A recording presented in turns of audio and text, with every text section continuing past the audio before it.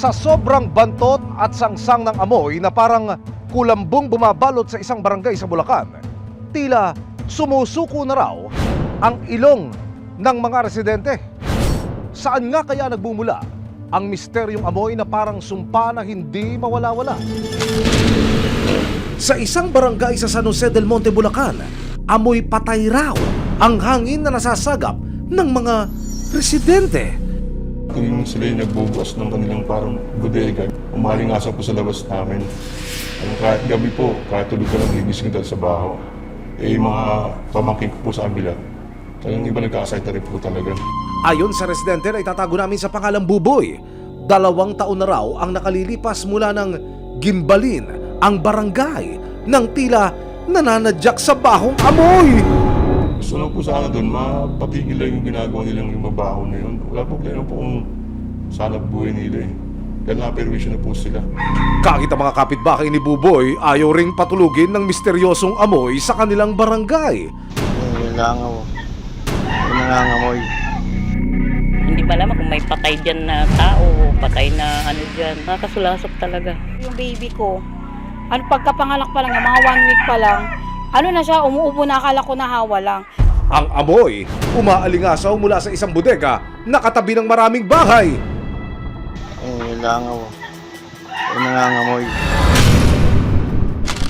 Mga kapuso, nakatindig po mismo ako sa lugar kung saan kinunan ng complainant ang video na ipinadala po sa resibo. Kung inyo makikita, sa video meron hong trapal na kulay asul. Diyan ho yun. Sa likod ng trapal na yan, sinusunog yung mga basura. At dito sa gabing ito, dito naman niya nakunan yung sako-sakong mga basurang itinambak na lamang sa lugar na yan. Ano ba ang itsura ng property? Yung nasa paligid ng property na irereklamo, residential area po ito. May mga residenteng, mga nakatira na posibleng, sinasabi nga ho ng mga taga-barangay, may nagkakasakit na dahil nga po sa nakasusulasok na amoy mula ho doon sa property na inireklamo sa atin.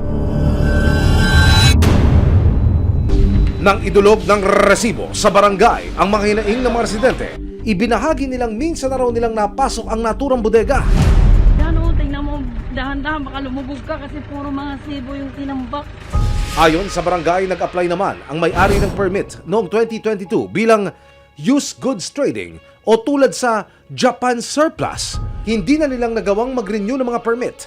Pero bukod pa rito, tila may iba pang pinagkakabisihan na business ang may-ari. Something is fishy nga. Ito pong complaint na to ay pinaabot po noong January 2022. Grabe, sobrang dami.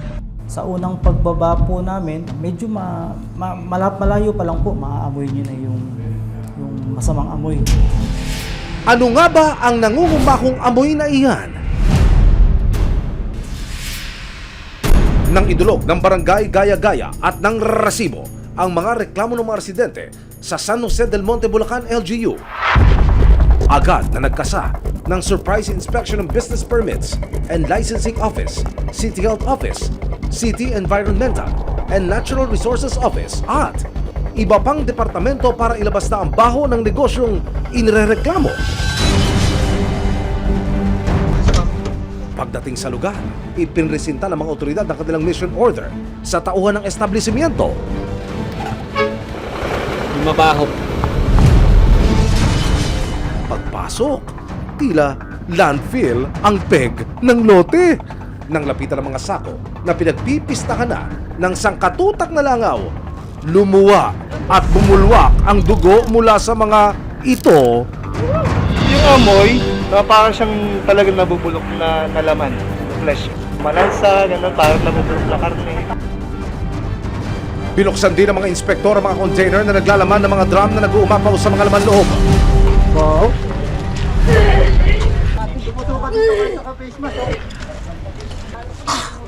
Bahaw, parang patay na tao. Nang tignan ng malapitan,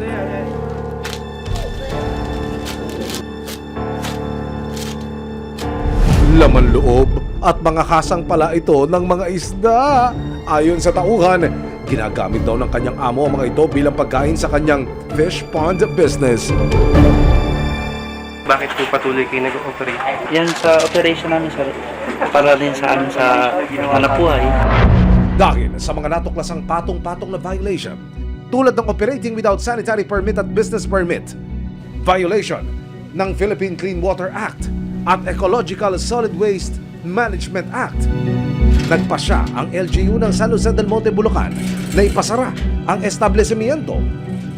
Una-una, nag-operate sila ng walang sanitary permit. And then yung mga empleyado, wala ring health certificate. Pangatlo, walang personal protective equipment. Sa solid waste, yan po ay na-violate nila. Nakita nyo, mixed waste. Pati yung Clean Water Act. Nakita mo yung kanal, hindi dumadalo yung tubig. Doon sila di-discharge. Kaya kami, nag-recommenda ako kay doktora, immediate closure. Nagkalat ang mga basura, hindi nakahiwa-hiwalay ng maayos according to URI. Ganun kasi yung aming ordinansa base sa RA 9003. Tapos yun yung bio-waste nila, dapat contained yun eh. Lalo yun yung mga nabubulok. Ayon sa kanila, nakapagparehistro ng pangalan ang negosyo pero hindi ito nakakuha ng iba pang clearances para makapag-operate bilang used good trading. Operating po sila without a business permit. So, yun po yun nasa Chapter 3, Article 5, Section 62 ng Local Government Code po at ng City of San Jose del Monte Revenue Code. May violation na siya sa zoning. Yung junk shop is not allowable dun sa area dahil residential po yun. Ayon din sa Health Office ng San Jose del Monte, malaki ang panganib ng ganito karumi at kabahong lugar sa kanilang komunidad. Siyempre, pwede siya mag-post agad ng health hazard, no? Sa mga community na nakapaligid dito. So sa amin naman sa city environment niya, pati sa environment, so nakita talaga natin na ang dami naging paglabag, no? Hingga sa hindi wastong pamamahalan ng basura. Siniguro ng LGU ng San Jose del Monte, Bulacan na inatasan na nila ang may-ari na linisin at dispatchahin na ang mga inimbak na mga laman loob. Sa sinasabi nung ahensya natin na nakita nila may violation po ako, ay pasensya na po at hindi na po mauulit. Sana mabigyan ako ng pagkakataon mo dapat samantala na para maayos ko yung paligid, mabuksan niya na sana. Sinubukan din ng resibo na makapanayam ang may-ari ng property. Hindi ko na siguro i-renew sir yung kanyang kontrata. Kasi isinarado na po ng city eh. Bali, bahala na po ang city sa kanya. Walang mali sa paghahanap buhay, pero oras na labis nang nakapeperwisyo sa kapwa at minsan ka nang nasita ng mga kinauukulan, mayroong hangganan at parusa ang pagsasawalang bakala sa kapakanan at kalusugan ng karamihan.